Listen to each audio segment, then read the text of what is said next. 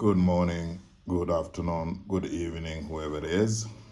Today I'm going to talk about reflection on leadership, communication, and power of authentic engagement. Specifically, we'll focus most on communication, but I'm going to elaborate more on what is leadership is. Leadership is not just about titles or decisions. It's about influence, integrity, and impact. And at the heart of the great leadership is the ability to connect, to truly reach people, aligning the teams, and inspire action. That's where communication becomes not just a tool, but a bridge between vision and reality. Over the course of my journey as a leader, I've learned that what set an exceptional leaders apart is not their authority, but their authenticity. People respond not just what you say, but how consistently your words reflect your value. When you speak with clarity, courage, and honesty, even under uncertainty, you build a trust, and the trust is the currency of leadership. But authenticity communication isn't always easy. It requires vulnerability. It means admitting when you don't have all the answers. It means listening deeply, not just respond, but to understand. And it means showing up fully, consistently with a purpose. As you begin the journey as a leader, always remember communication isn't just a leadership skill, it is a leadership in action. Whether you're giving a keynote address, whether you're writing a strategy or a memo, or having one-to-one conversation, every interaction is an opportunity for you to lead. So I encourage you to lead with empathy, speak with intention, and engage with authenticity. Because in the world, they are full of noises. One-to-one conversation, every interaction is an opportunity for you to lead. So make sure when you speak with an intention and engage with authenticity. Because in the world, noises will never stop. In order to build the authenticity in leadership, there are several things you need to consider. One, authenticity or authentic leaders don't pretend to have all the answers. And I encourage you not to pretend to have all the answers. They create space for others to grow and build alongside them. That's one. Two, they lead not by casting shadows, but by shining a light on the strengths of those around them. You use other strengths to build your bigger, strong leadership skills. Third, authenticity invites connection. When a leader shows up as full, imperfect selves, they give others permission to do the same. And that's where really collaboration begins. People start to think widely. But if you're coming, you're commanding, you know it all, you never learn other skills from others. 4, in times of uncertainty, people don't look for perfect leaders. they look for honest one. You will see they're looking who is honest to us. 5, the most enduring influence comes from charisma. The most enduring influence comes not from charisma, but from consistency. The words, the actions, and values should align. Now, let me talk about the leadership. Leadership is not just about titles or decisions. It's about presence, it's about purpose, and ability to move people, not with power, but with clarity and conviction. Let me repeat this. Leadership is not just about titles, or CEO, president, chairman, member of parliament. No. It's about presence. You are always there when you're needed. It's about purpose. You must have a purpose for you to be there as a leader. And ability to move people. Not using power, not with power, but with clarity and as well as convincing them, conviction. A title may give you a seat at the table, but it's not your ability to listen, communicate, and act with integrity that earns you influence. So you may be given a chair, you may be given an opportunity, but if you don't listen, if you don't communicate, if you don't act with integrity, you'll never be an influential leader. The true leadership is measured not by how much you control, but it's measured by how much you trust you build among the people. So it's not measured by how much you can control or what control you have, but it's how much you have built the trust for people. People should say, this is my leader, and I'm proud that I'm part and parcel of under his leadership. That's the trust you've built. It's found in a quiet moments when you choose empathy over ego, curiosity over certainty, and service over self. You'll find yourself losing your leadership influence. At this core, leadership is not a position. It's a responsibility to make others feel seen, heard, and valued. It is a responsibility to make others feel seen, heard, and valued.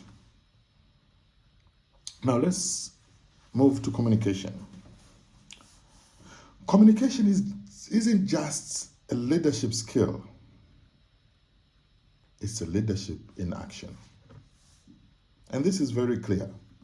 Every conversation, every message, every moment you choose to listen or to speak, these are not side tasks of leadership. They are leadership. So one quality of a leadership, you must be able to listen. You must be able to speak. You must be able to take actions. Because leadership lives in our clarity of your vision, the honesty of your words, and the consistency of your actions.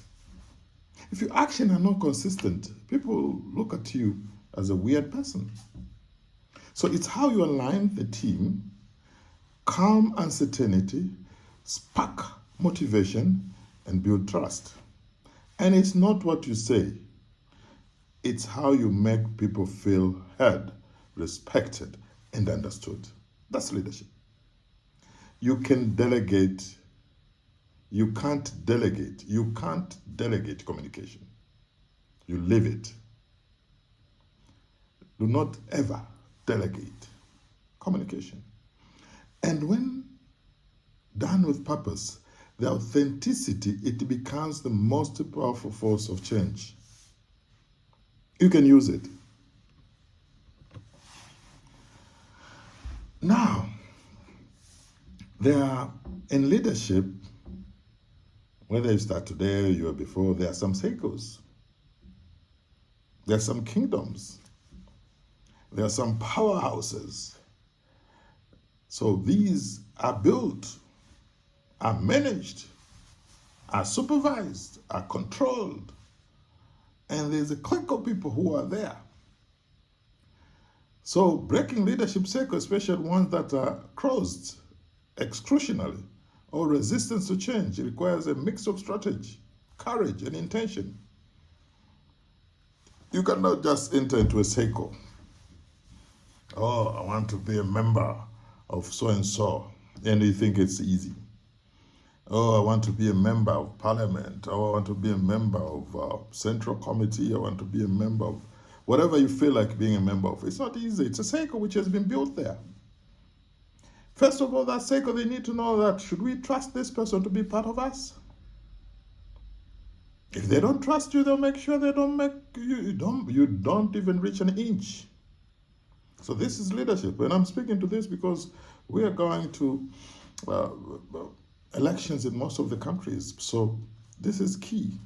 So breaking leadership cycle and creating culture, not a club. Leadership today demands more than titles and tradition.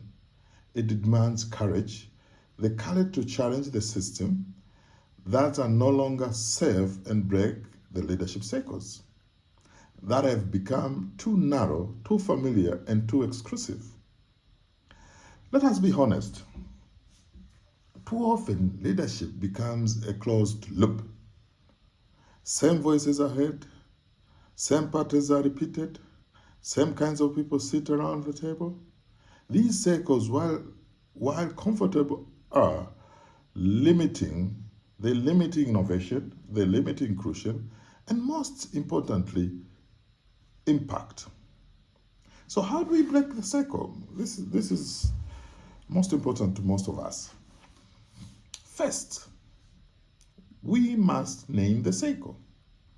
You must recognize what sort of cycle that. And you must recognize the unspoken norms, biases, and power structure that keep leadership inaccessible to many. Whether these barriers are based on race, based on gender, based on background, historical background, or simply who knows who, we must be willing to see them clearly before we can change them. So if you want to join in, you must understand and learn it first. Know what it is. Second, we expand the table. It's not enough to rearrange who is already there, because sometimes you may face some difficulties. Just try to expand the table. We must bring new voices, new perspective, and lived experience and challenges of our blind spots. Really, leadership welcomes differences and discomfort. That's how we grow. And third, you must speak up. Even if it's uncomfortable. Leadership means asking the hard questions. Whose voice is missing? Who's being left behind? Who is not being heard? Silence maintains the status quo. Voice, honest, thoughtful, intentional voice, move us forward. So if you keep quiet, you've agreed to undermine yourself. Fourth, we sponsor, not just mentor. Mentoring is important, but it's not enough. If you have access, influence, or a seat in the table, use it to lift others. It's very important. Use that seat to lift others, open doors, recommend people, invite them to speak where decisions are made. It gives you more strength when you invite others, when you grow others. It makes you much more stronger. Fifth, you must redefine what is leadership looks like. Leadership is not about charisma, credentials, conformity. It's about authenticity, purpose, and impact. It's time to unlearn the narrow image of who a leader should be and embrace the many forms of leadership we can take. And finally, we must create a culture, not clubs. Clubs are exclusive, selective, and often self-serving. This circles, leadership circle. Culture are inclusive, dynamic, future-focused. A culture of leadership means creating space for others to rise, not just beside us, but beyond us. And breaking leadership circle is about destruction. Breaking a leadership circle isn't about destruction. It's about expansion. It's about making leadership better, braver, and more human. Making leadership better, braver, and more human. And it starts with each of us choosing to lead differently, speak boldly, and build something bigger than ourselves. Let me say why leaders fail. Leaders' failure rarely happens overnight. It's usually the result of some missteps, overlooked habit, or deep-rooted patterns that go unchecked. Here are some of the most common reasons why leaders fail. I'll start with one: losing self-awareness. When leaders stop reflecting, they stop growing. Arrogance, unchecked ego, or belief that they're always right create blind spots. Leadership without self-awareness quickly turns into leadership without direction. So some of the people lose their self-awareness. So leaders should never lose self-awareness. The others are confusing. This is the second point why leaders fail. Some leaders are confusing control with influence. When you try to micromanage and dictate every outcome, can stifle. Creativity can stifle. It erodes trust. It pushes good people away. True leaders inspire action. They don't command it. They don't command it. They inspire action. Third, why leadership fail? Failing to communicate. Leaders who don't communicate clearly, consistently, or authentically, they create confusion and distance. And silence breeds uncertainty. Words shape the culture. When communication breaks down, leadership falters. So we shouldn't allow as leaders to break down the communication. Fourth, ignoring people. The task, metrics, and goals matter, but people matter more. Leaders fail when they treat people as tools, not as humans. Empathy isn't optional, it's an essential. So you should never treat people as tools, because you can't be a leader without people. And never ever ignoring people's needs and requirements. Fifth, resisting to change. The world changes over time. For instance, now we are on AI. We must all move to the AI. Market shift, teams evolve, crises emerge. Leaders who cling to the way we have always done it quickly become irrelevant. If you keep on saying, we've been doing this for last 5 years, we're doing this for the last 5 years, and you think you're doing the great, you're losing. Adaptability is a survival skill. So you must be able to adapt. The sixth mistake for leaders is avoiding difficult conversation. Most leaders do this mistake. Tough conversation about performance, accountability, inclusion, or conflict are often ones that define a leader. Avoiding them does not preserve harmony, it delays the progress. So allow people to talk to you in a tough conversation and always be calm. When you're calm, you're creating a bigger power to yourself. Seventh, leading without vision. The institution may have their own vision, the party may have their own vision, the system may have their own vision, but you also need to own your clear vision, what you want to do and what you want to achieve. Without a clear purpose or direction, leaders drift, and so do their teams. Vision keeps people aligned, motivated, and moving forward together. Eighth, neglecting their own growth. Most leaders stop learning, start falling behind. Leadership is not one-time achievement. It's a continual process of growth, listening and evolving. You must always learn and relearn. True leaders learn and relearn. The truth is, leaders don't fail because they're bad.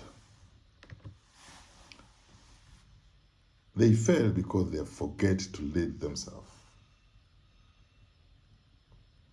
And the best leaders, they fail forward, they learn, they get back up, and they lead better next time. You fall, you walk up. It's evolving. So, let me conclude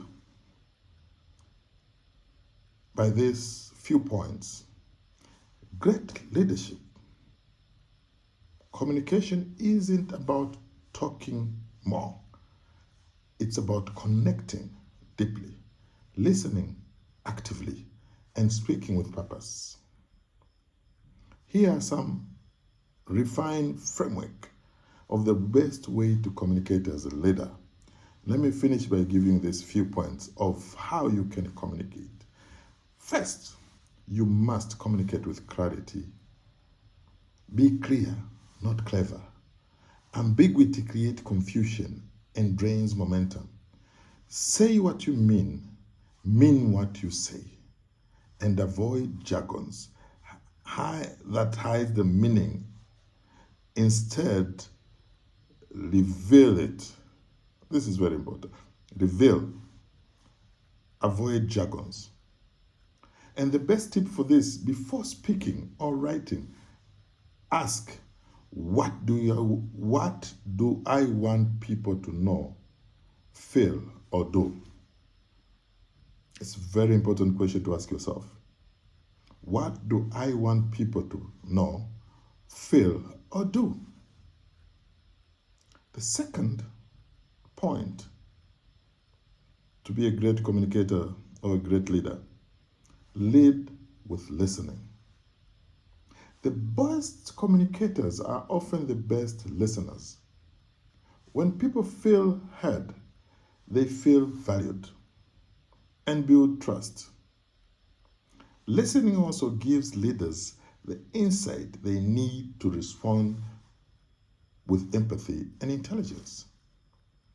For this to work, always practice listening to understand, not listening to reply. Listening to understand and not listening to reply. Third, speak with authenticity. People don't follow perfection. They follow the truth. Share your vision, your challenges, and even if you have uncertainties, with honesty. Authenticity builds connection, and connection builds credibility. Let your values show. If something matters to you, don't hide it. Be honest. Say like it, as it does. The fourth, this is important also. Repeat what matters. In times of change or uncertainty, repetition is a leadership tool. Important message needs to be heard multiple times. Different ways, spoken, written, modeled, reinforced. So people, you keep on repeating the messages. The key is message should be visible, memorable, and consistent if you want to deliver a message. The fifth, tailor your message. One message doesn't fit all. Great leaders adapt how they communicate depending on who they are speaking to, whether it's individual, teams, or the whole organization. You must tailor it. Ask yourself, what does this person or group care about most right now? Don't just go and start making a speech. You bore people, they don't listen to you, and you lose your integrity. 6, invite dialogue, not just deliver messages. Communication isn't monologue. It's a relationship. Create space for feedback, questions, honest conversation. Don't just go there, blah, blah, blah, blah, blah, blah, off you go. End meeting or message with, what are your thoughts? And whatever I've spoken, whatever I missed it, people will start speaking to you openly. The last one is embody the message. This is very important for leaders. What you say means little if your behavior contradicts. It's consistent between words, action, bedrock of the trust. So whatever you speak, people have to see it you in action. Remember, the message, people watch how you lead more than they listen to what you say. In short, the best leaders communicate with clarity, authenticity, empathy, and intent. Because in leadership, communication isn't just soft skill. It's a force multiplier. So if you communicate well, you'll be a great leader. If you communicate with clarity, if you communicate with authenticity, if you communicate with empathy, if you communicate with a great intent, you'll always be a good leader. Thank you very much for listening. And I believe I've done a good deed. I've communicated well. I wish I could be able to ask what I've missed, but since this is a recorded, it's kind of difficult, but you can still send me using my communication tools. But always, leadership is communicate with clarity, authenticity, empathy, and intent. Thank you very much, listeners, and I'm happy to deliver it.